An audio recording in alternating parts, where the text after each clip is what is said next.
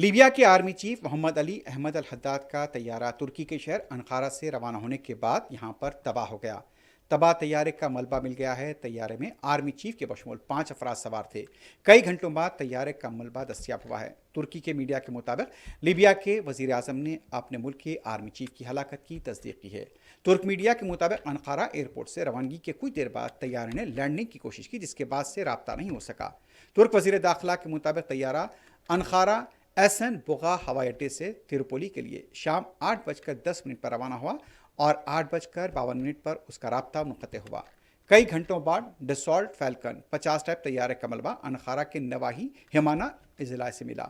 Libya के वज़ीर आज़म ने बताया कि लीबिया के आर्मी चीफ तुर्की का सरकारी दौरा करने के बाद अनकारा से तिरुपोली वापस लौट रहे थे और यह तैयारा उस वक्त हादसे का शिकार हो गया।